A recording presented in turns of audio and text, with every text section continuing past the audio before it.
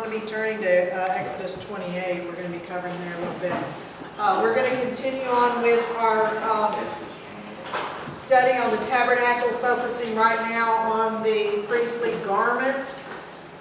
We're going to take those one by one, and tonight we'll be talking about the robe, and if we have time to get into the turban, which also has some amazing revelation.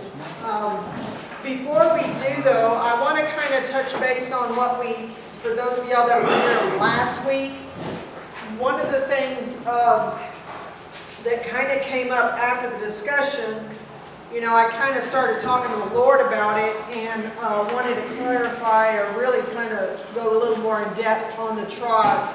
So I came up with this particular list. And I want to do a quick overview from last week's lessons on the 12 tribes and the 12 stones of the children of Israel.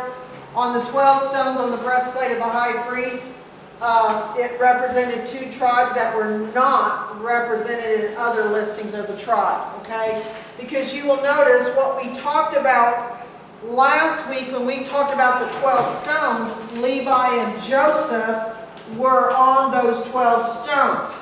So I wanted to get some, help you all with some clarification there is why is it that when we talk about the 12 tribes, we talk about this particular list, whereas when we were going over the 12 stones on the breastplate, it actually listed Levi and Joseph.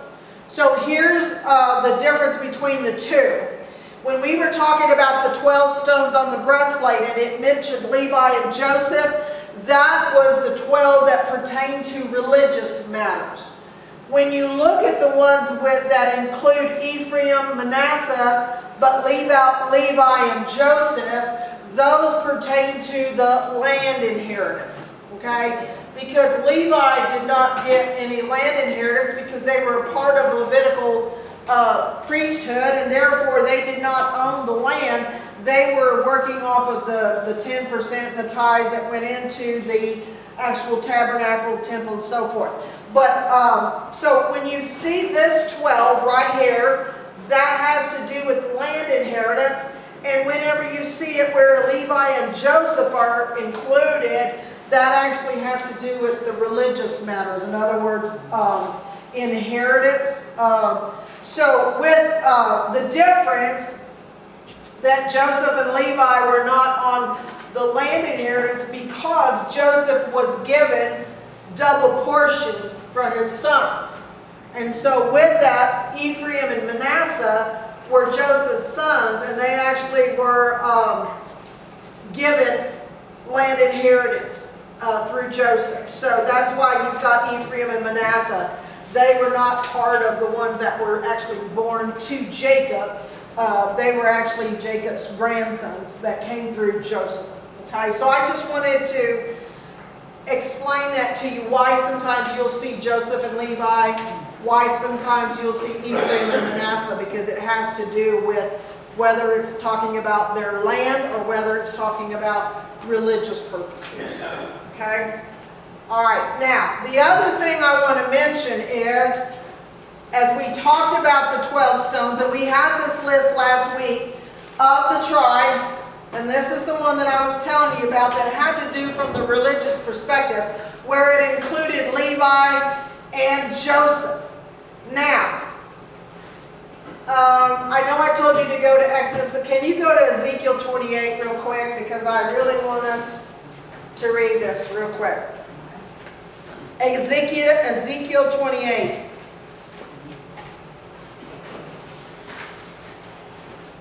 Because it's interesting, as I was studying, and the Lord opened my eyes to something, so I kind of started digging a little bit more.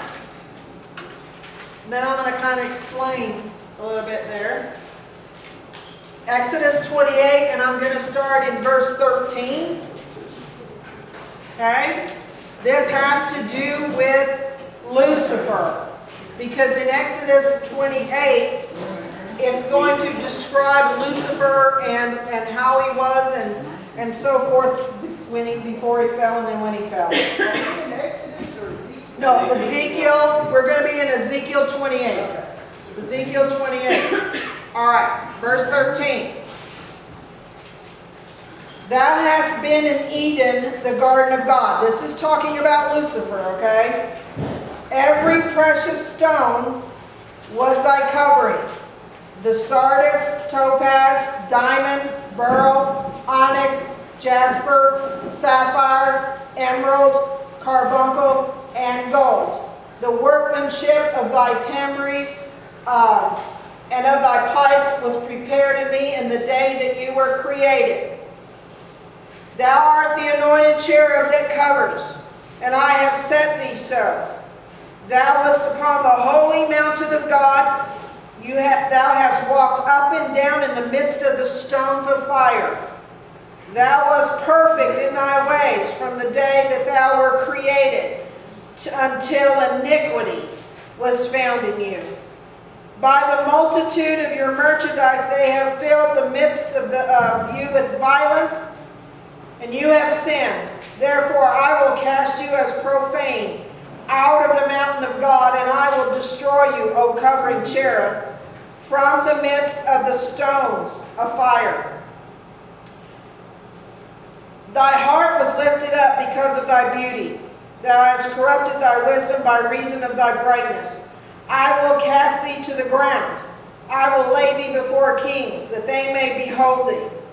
Thou hast defiled thy sanctuaries by the multitude of thine iniquities, by the iniquity of thy traffic. Therefore will I bring forth a fire from the midst of thee, and it shall devour thee, and I will bring thee to ashes upon the earth in the sight of all of them that beheld thee. And all they that know thee among the people shall be astonished at thee. Thou shalt be a terror, and never shalt thou be any more. This was Ezekiel, who was prophesying about Lucifer and about his fall, but it also was describing him. Why did I bring that up? Because when we were reading about all the stones, all the precious stones was his covering. So I have the list here of Lucifer's stones. It's mentioned sardius, topaz, diamond, beryl, onyx, jasper, sapphire, emerald, carbuncle, and of course gold. On the breastplate of the high priest, it was surrounded by gold, but you'll notice it had sardius, topaz, carbuncle, emerald, sapphire, diamond, liguri, agate, amethyst, beryl, onyx, and jasper.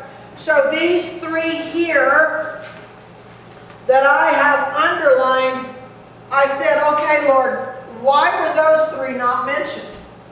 The others were, but why not those three? The third row was not mentioned as a covering over Lucifer. So it caused me to kind of want to dig a little bit more. And so I looked up the three tribes: Dan, Naphtali, and Gad. Okay? Why were those three not mentioned? Why were those stones not mentioned? And it represents those three tribes: Dan, Naphtali, and Gad. So I was really saying, Lord, help me here to understand so that I can try to explain this. So here's what I'd like to show you. In Genesis 49, if you go to Genesis 49, it's going to tell you about every tribe, what they symbolized, and what was their function or purpose. Okay? The three missing was Dan, Naphtali, and Gad. Okay? Dan, according to Genesis 49, was said as that he was as a judge, but also a serpent. Now, Naphtali, God describes it as a deer, but it says in my King James, goodly words. Goodly words. And then with Gad, he's described by God as a troop but also triumph in battles. So I'm looking at that and I'm like, Lord, okay, help me. Does this have any correlation between the 12 tribes and what was missing from Lucifer's stones?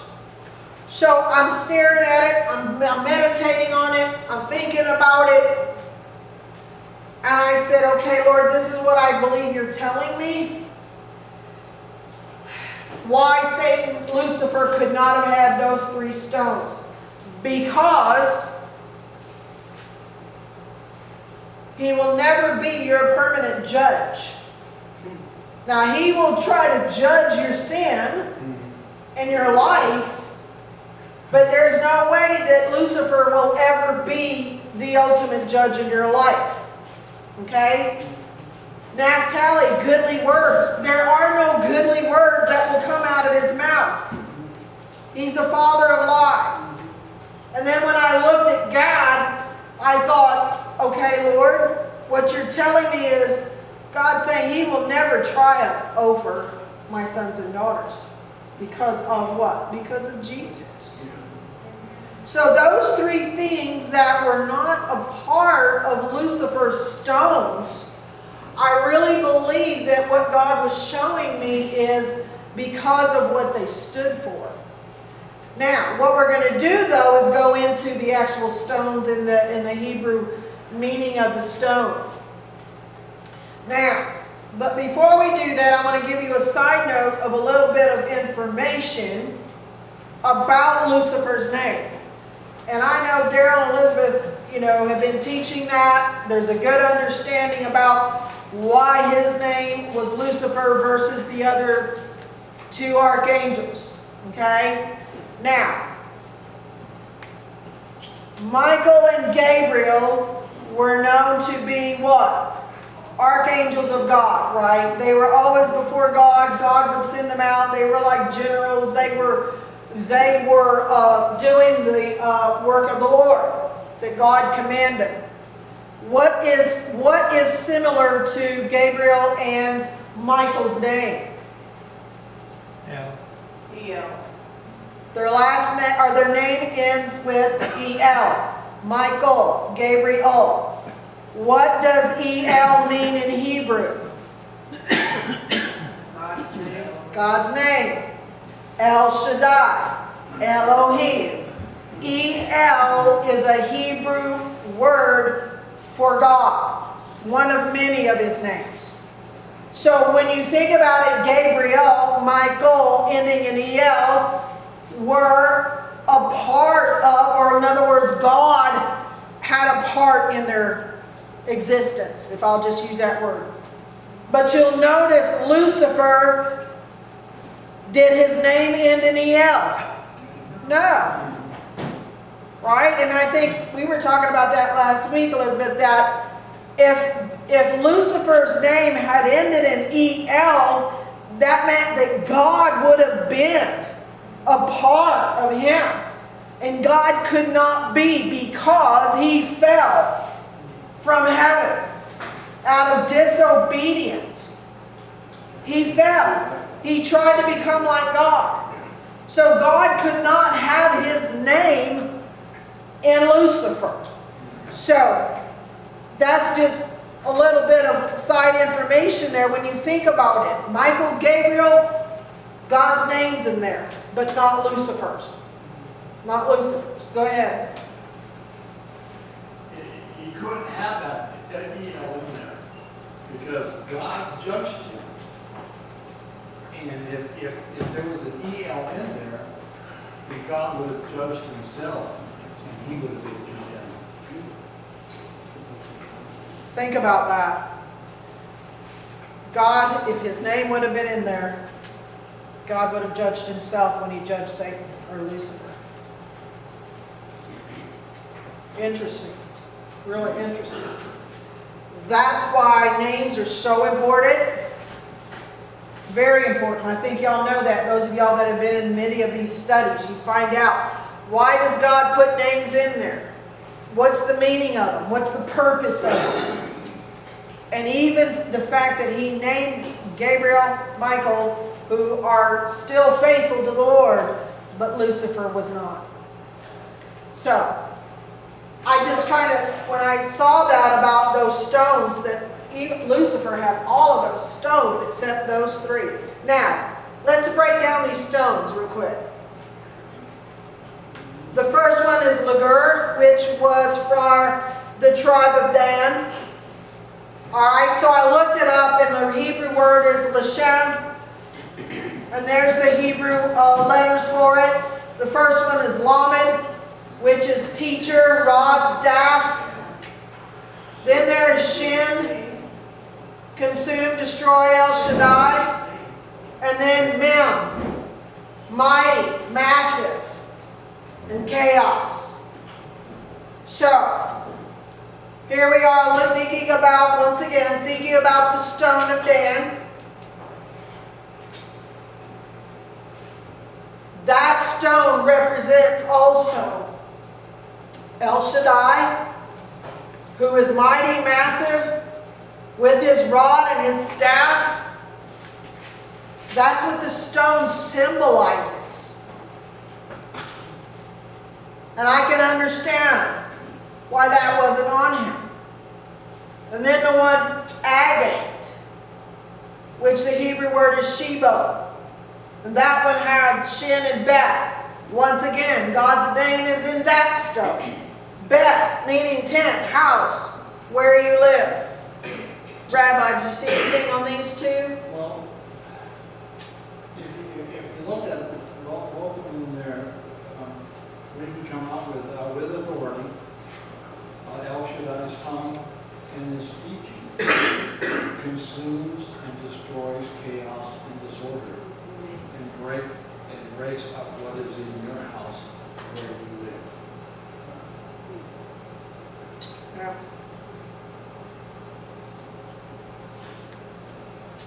Yeah. Interesting. That even the stones that God picked out had significance. Had significance. And remember, there's another stone that wasn't on Lucifer, on him. And that was what? The amethyst. And the amethyst was for who? Gad. So, you look at amethyst, and the Hebrew word is achlama. And the Hebrew letters is Aleph. Once again, is God's name in there? Yes. Adonai. Leader, strength. Adonai. Fence. Het. Fence, separate, protect. Lamed. Once again. Rod, teach, staff. Also go towards. Mem, mighty, massive. And then Hay, what comes from it. That's another stone that has God's name in it. So there's significance there. Did you see anything in that one? Well, I mean, obviously in the last letter there it says what comes from, so it's asking you the question, what comes from this? And if you look at the letter K, Lamed and Mem, it is the Hebrew word kalam, and it means to become healthy and to become strong. To become healthy and strong? So what happens is the strength of God separates and protects, and by his authority and by his teaching against chaos and disorder, I can become healthy and strong. Or I become healthy and strong. You can understand why that wasn't on Satan's body. Yeah. God is so specific and precise. He is so into detail. And so with that, I just kind of wanted to cover that as far as, you know, the stones that were not on Lucifer, that were a part of the 12 tribes. So we're going to start now going, like I said, Exodus 28. We're going to talk about the robe of the ephod, okay? It's mentioned twice. It's in Exodus 28. It's also in Exodus 39 as well. All right. Exodus 28, starting in verse 31, it says, Make the robe of the ephod entirely of blue cloth, with an opening for the head in its center. There shall be a woven edge like a collar around this opening, so that it will not tear. Keep that in mind. Make pomegranates of blue, purple, scarlet yarn around the hem of the robe with gold bells between them. The gold bells and the pomegranates are to alternate around the hem of the robe. Aaron must wear it when he ministers. The sound of the bells will be heard when he enters the holy place before the Lord, and when he comes out, so that he will not die. Now that's according to Exodus 28. Now we're going to go to Exodus 39, starting in verse 22. Very similar. Exodus 39:22 says, because Exodus 28 is about God giving them the instructions, Exodus 39 is about them fulfilling it.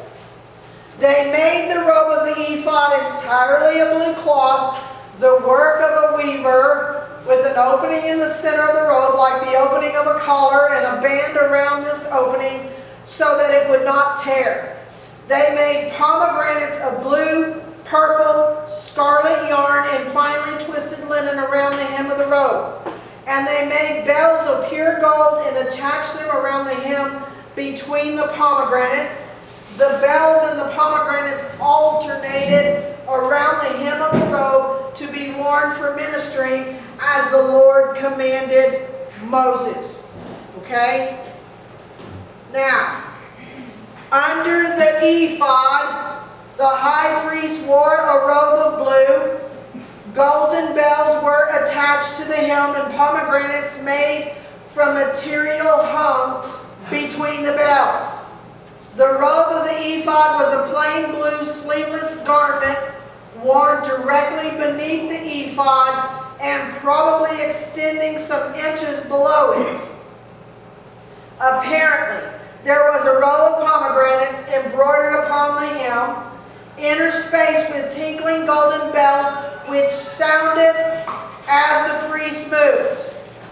The bells speak of listening to God while in His service, and the music of them brings a certain joy. The pomegranates speak of fruitless, abundant seeds and are symbols of the Word of God as sweet and pleasant spiritual food. The sound of the bells could be heard when Aaron went into the holy place before the Lord. And the listening people would know that he had been struck dead in God's presence.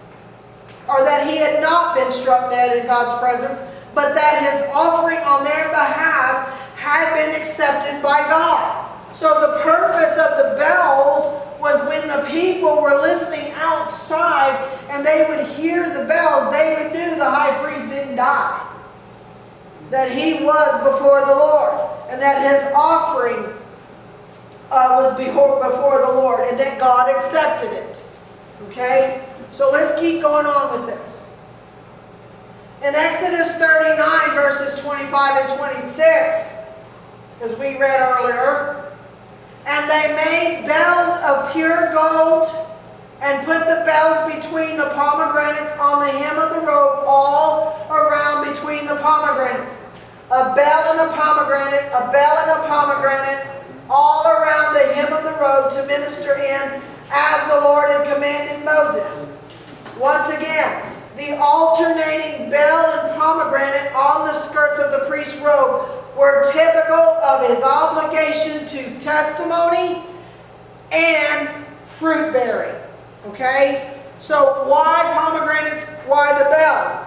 Because the bells symbolized his obligation as a priest, And the pomegranates symbolizes fruit bearing as a high priest.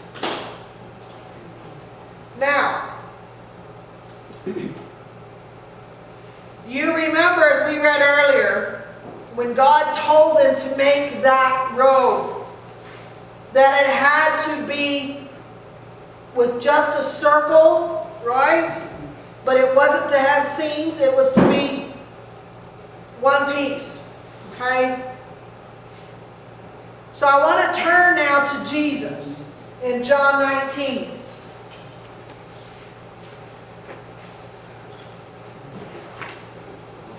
Remembering that Jesus became what? The ultimate high priest. Okay? The ultimate high priest.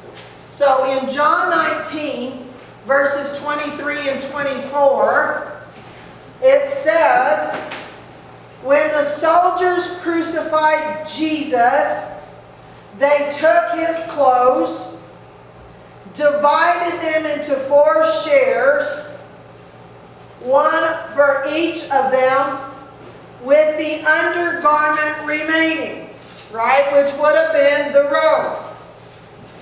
This garment was seamless, woven in one piece from top to bottom. Let's not tear it, they said one to another. Let's decide by lot who will get it. This happened that the scripture might be fulfilled, which said, they divided my garments among them and cast lots for my clothing. So, God had instructed the high priest in that tunic, in that robe that was under the ephod, that it had to be seamless. It had to just have the one opening, obviously, for the head. And here's where we read that Jesus had the same thing. Now, if you remember a few weeks back, we were talking about the high priest, that it was in the scriptures, it was told that they were not allowed to do what?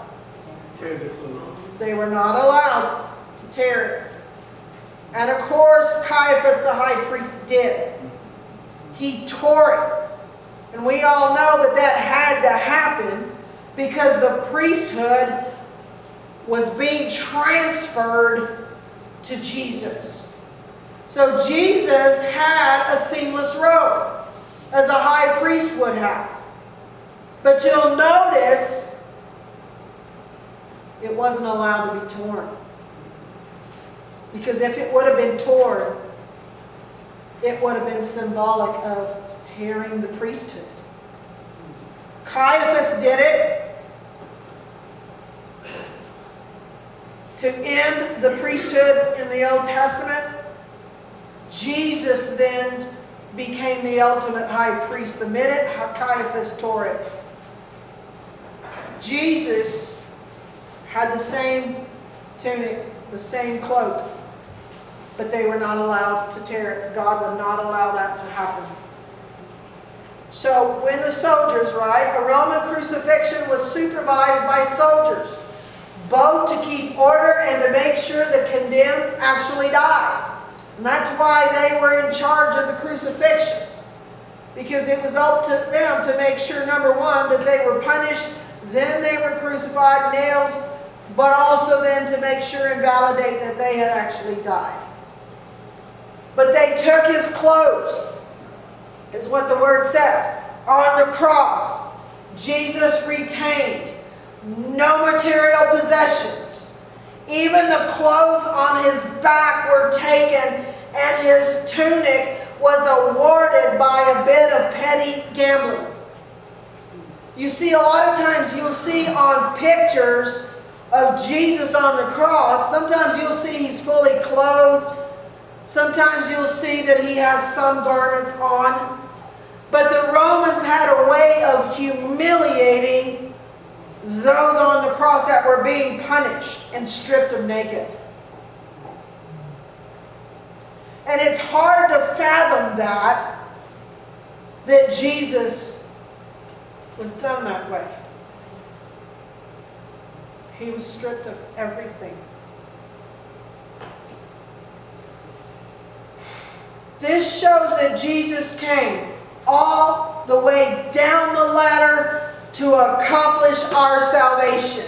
He let go of everything, even his last bit of clothing, becoming completely poor for us, that we could become completely rich in him. 2 Corinthians 8:9 says it like this: "For you know the grace of our Lord Jesus Christ, that though he was rich, yet for your sakes he became poor, that you, through his poverty, might become rich." He was stripped. Stripped. So that you and I could become rich in him. Here's the thought that just came to me. Would not or should that not be the heart of a priest? To be humble, to walk in holiness, to strip away self and the world. But through that, as Jesus was stripped, he became the ultimate high priest for you and for me. That as he took on that position, because it had ended from the law of Moses,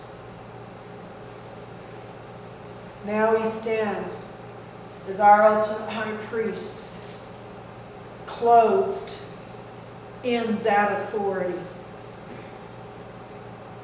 so that you and I could become rich. And it's not just monetary rich. I'm talking about spiritually rich. Spiritually rich. Physically rich. Healthy. And prosperous. Does this word not say that he desires above all things that we prosper and be in good health, even what? As our soul prospers. He takes care of us inside and out. He became poor so that we could become rich.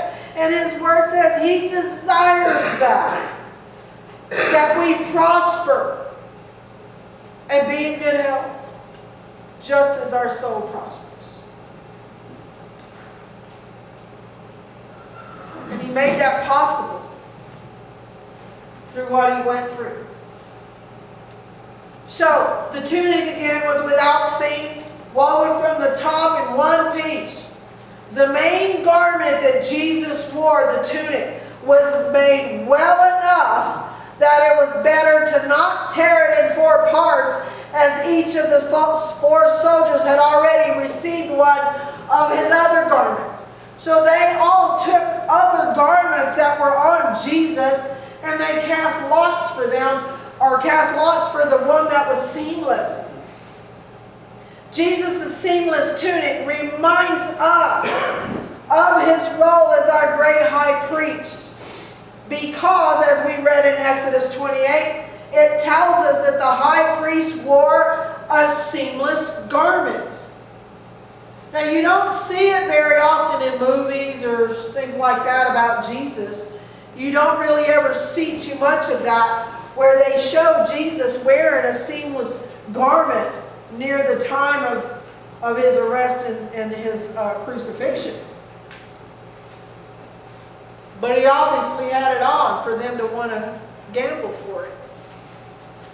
But they said, remember, let us not tear it, but cast lots for it, whose it shall be.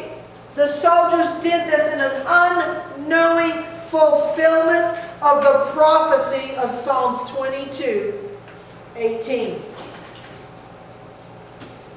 They had no idea that they were fulfilling prophecy. Psalms 22:16-18. They pierced my hands and my feet. All my bones are on display. People stare and gloat over me. They divide my clothes amongst them and cast lots for my garment.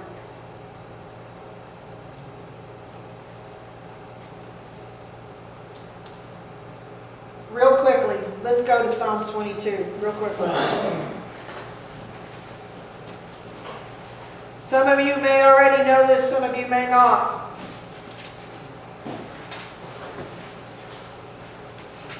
I'm not going to go over the whole chapter, but I'm going to pull out a few things. I encourage you to read Psalms 22 because Psalms 22 is so prophetic of what Jesus went through.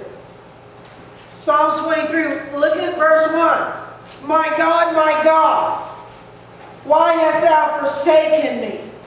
Why art thou so far from helping me, and from the words of my roaring? Oh my God, I cry in the daytime, but thou hearest not, and in the night season, and am not silent. Look at verse 6, another prophetic verse. But I am a worm and no man, a reproach of men and despised of the people. They looked at Jesus as just like a worm. They despised him. Verse 7 is another prophetic, verse 7 and 8. All they that see me laugh me to scorn. They shoot out the lip. In other words, they were mocking him. They shake the head, saying, He trusted on the Lord that he would deliver him. Let him deliver him, seeing he delighted in him. Do you remember what were the Jewish leaders telling Jesus? You saved others, why can't you save yourself?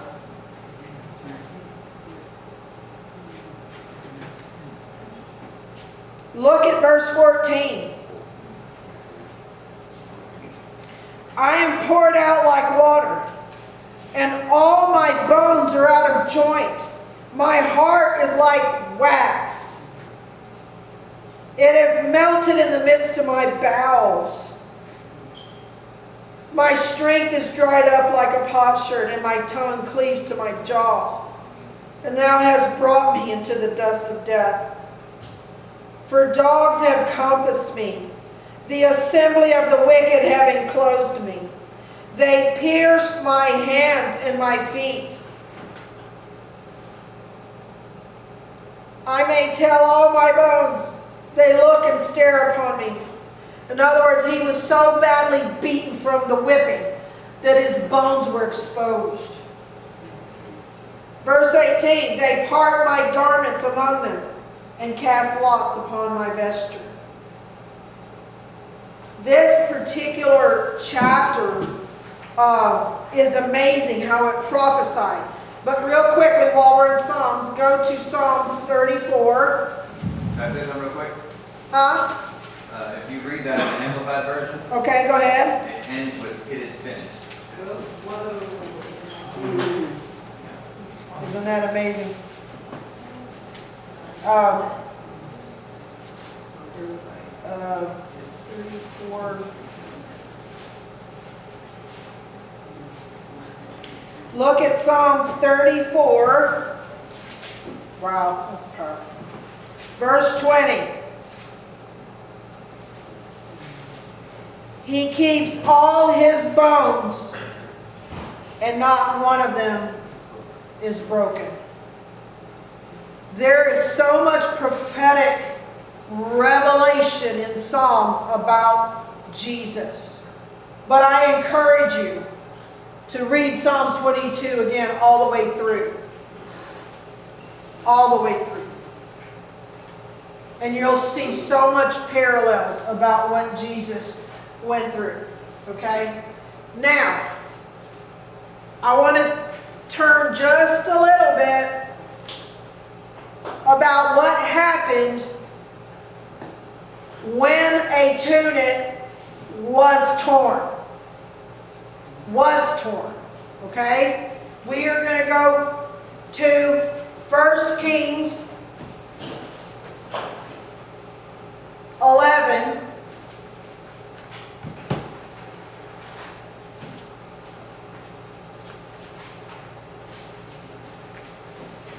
Starting in verse 29, I'm going to give you another perspective from the Word of God about a priest's tunic that was torn on purpose. Verse 29 of 1 Kings 11.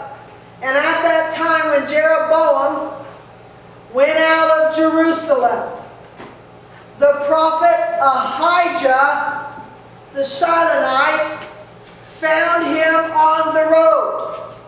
Now Ahijah had dressed himself in a new garment, and the two of them were alone in the open country. Now I love the way that the God was very specific to say that this was a new garment. So it had to have been ordained by God for Ahijah the priest to wear this new garment. Verse 30. Then Ahijah laid hold of the new garment that was on him and tore it into 12 pieces. And he said to Jeroboam, take for yourself 10 pieces. For thus says the Lord, the God of Israel, behold, I am about to tear the kingdom from the hand of Solomon and will give you 10 tribes. But he shall have one tribe for the sake of my servant David and for the sake of Jerusalem, the city that I have chosen out of all the tribes of Israel. Because of Solomon's disobedience, because of Solomon's idolatry, where he was allowing them to worship Ashtaroth and many other idols, Balaam, so many other ones, but specifically Ashtaroth, God tore the kingdom in half. That's why in the Old Testament you'll find where then it starts talking about Israel and Judah. King of Judah, king of Israel. Because the king of Israel, who ended up being Jeroboam, who wasn't even in the royal lineage. He was a servant, a worker of Solomon. And Solomon's son was Rehoboam. Rehoboam was Solomon's son, and he kept Judah, which was the tribe of Judah and the tribe of Benjamin. Jeroboam was given 10 tribes that became the northern kingdom. So he had Asher, he had Dan, Gad, Issachar, Manasseh, Naphtali, Reuben, Simeon, Zebulun. Whereas Rehoboam, Solomon's son, just had Judah and Benjamin, and he was the southern kingdom.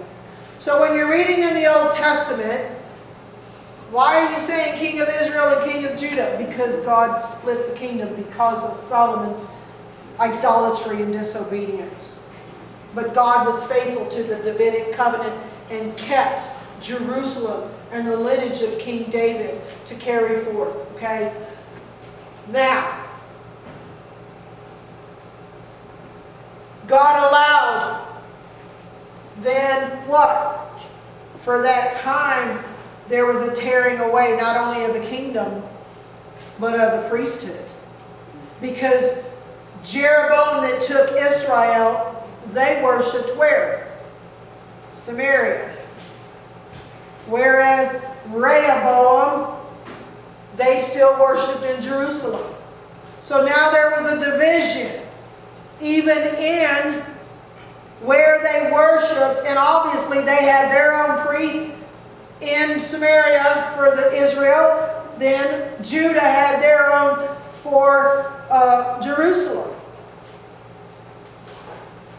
Ripped.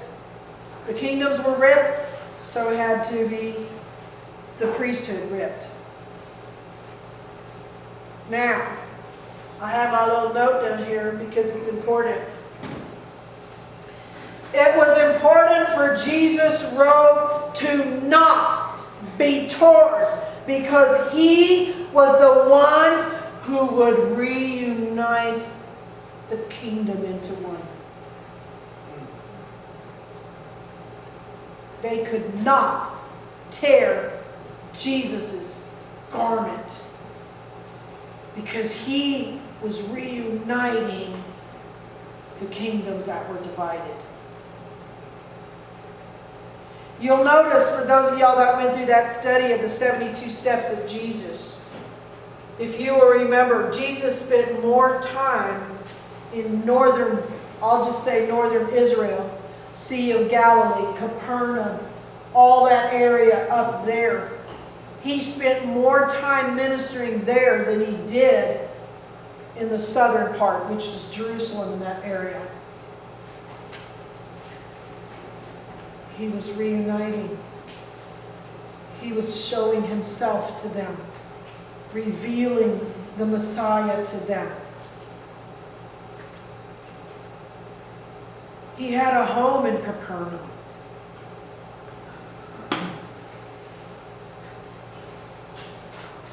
He would be the one to unite the kingdom. And the symbolism we can use was a robe. A robe.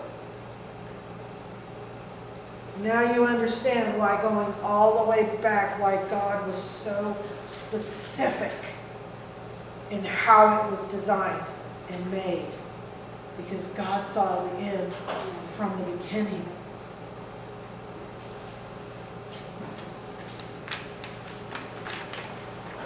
Let's see how far we can get on this. We want to talk now about the turban, or also known as the mitre. In Exodus 28, verses 36 and 38, it says, "And the Lord said, And thou shalt make a plate of pure gold, and grave upon it, like the engravings of a signet, holiness to the Lord."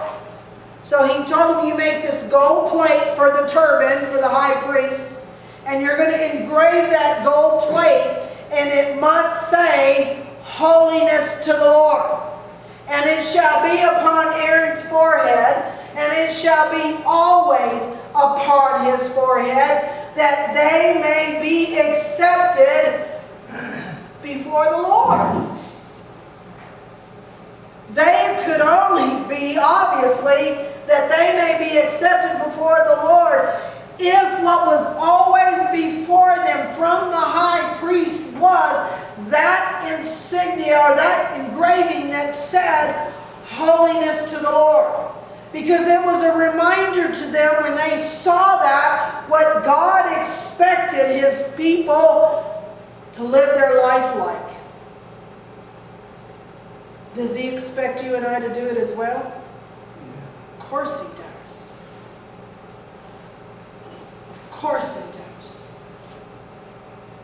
So on his head, the high priest wore a turban or mitre of fine linen that, according to Jewish rabbis, sages, commentators, was 8 feet long. The linen was 8 feet long, and it wrapped around, which was bound around the head in coils like a turban, or even like you would think of a tiara. On the front of the mitre on Aaron's forehead, attached by a blue lace ribbon, there was the golden plate engraved, holiness to the Lord. This was a constant reminder of holiness to the covenant people in Israel and to the high priest in his calling For the Lord said to Moses in Leviticus 19:2, speak to the entire assembly of Israel and say to them, be holy, because I, the Lord your God, am holy. Okay? Now, looking at this, you can kind of see, hopefully on this picture, the turban on the head, and it had this golden plate right here in the front. The turban was made of linen, golden plate with the inscription, Holiness to the Lord, on it. This was the maxim that had to rule the life of the priest and those who look at him. In other words, this had to be the ultimate thing. It represented a complete consecration to God. And as we read this even in 1 Peter 1, 15 through 16.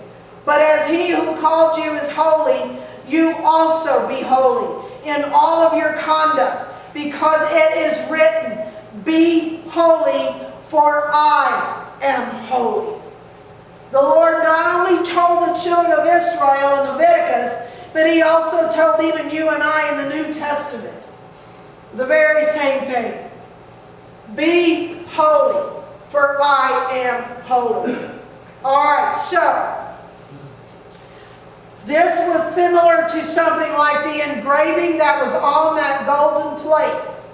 And these are the Hebrew letters which spell out holiness to the Lord. Okay? Holiness to the Lord, you would say it in Hebrew, Kadesh le Yahweh. Now, how many of y'all know Yahweh is another name for God, right? It's another one of his names. Yahweh. Okay? Yod-Heh, Vav-Heh. Alright, so Kadesh. Kaf, last, final, what is behind? Dalet, door, path. Shin, devour, consume. El Shaddai. So holiness, Kadesh, means what? What would you say? Rabbi, you have anything on that one? We'll give you the first part. Yeah? Huh? So, Yeah. go ahead. Well, first of all, he is telling us that God is holy, that we need to be holy, right? Mm-hmm. Well, you would expect to see his name in that, and we do. Because if you look at the bottom of the line there, you see a Yod-Heh, Vav-Heh. Well, that's God's, that's Yahweh, and that's God's personal and covenant name. Yes. So if we look at this, Mm-hmm. like the first part up there, is that the code is what is behind. So it's asking you a question.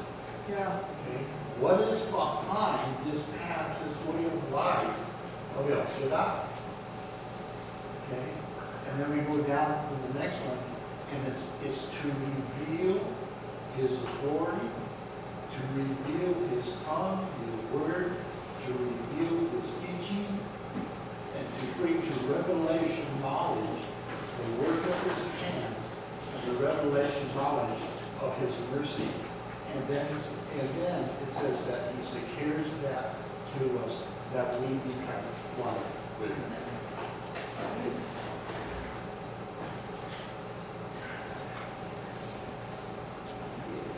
So,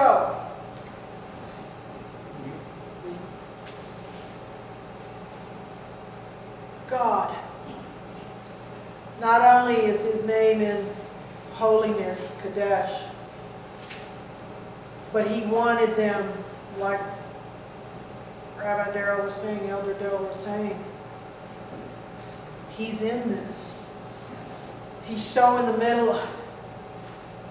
And how could we truly be nailed and secured and joined together with him in holiness? The only way is who was nailed? Jesus. Jesus is the one thing that can nail us all together. So no wonder in his word he says, I want you to be holy because I am holy. You are my son. You are my daughter. And if you are to be my child, then you should be like me. Now, we all know we will never walk in perfect holiness because we're not God. But should we not at least strive?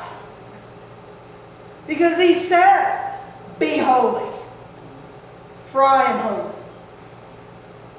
So that means if he says to be that, that's what he's expecting us to do, to at least give every effort that we have within ourselves and with the help of the Holy Spirit to desire and want to be like him. Because we are to be what? A reflection of him. Imitators of him. That's how people see the God in us. Is because we are supposed to imitate him. Question. Go ahead, because, yeah. Go ahead. Jesus says that no one comes to the Father except what? Through me. Okay? So when I come to the Father, I have to go through him. So when the Father looks at me, what does he see?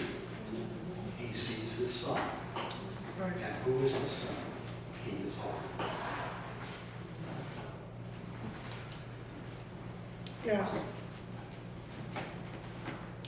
You know, when I was back in the world and I had walked away from the Lord, it would have been very hard for anybody to see God in me. Because if you want to call it, for lack of a better word, my filter was murky, and frosty. And how could they see God in me when I wasn't even reflecting him? You know, he says, I'll never leave you. And he didn't leave me, I left him. But how could they see the holiness of God when I was living in sin? Anybody else see anything? Does anything come to mind when you see this? Anybody? Mr. Zach, anything? Stand out? Yahweh, isn't that the name that they didn't want to pronounce because they couldn't really pronounce it correctly? Like I've heard people call him Yahweh, because it's usually Yahweh. So it's kind of... Well, yeah, even like when Jewish people spell God, they'll put G-D. They think of his name as so holy, they can't even spell it out completely. So anytime you see something, you'll see G and then a dash and then D. It's because they feel his name is so holy. And even like that, I have it on the board. You know, Yahweh, Yod-He, Vav-He. You know, and what all it represents and what all it means. So it makes sense that God, on the turban of the high priest, who was supposed to represent the one closest, who had closest access to God in the Holy of Holies, remember, the most sacred place of the world, had to reflect him, had to represent him on behalf of the people. So with all that in mind, let's end with our quote about holiness. And this is by Charles Spurgeon, actually. I believe the holier a man becomes, the more he mourns over the unholiness which remains in him. Ouch. Huh? Go One more ahead. thing. Yes, go ahead.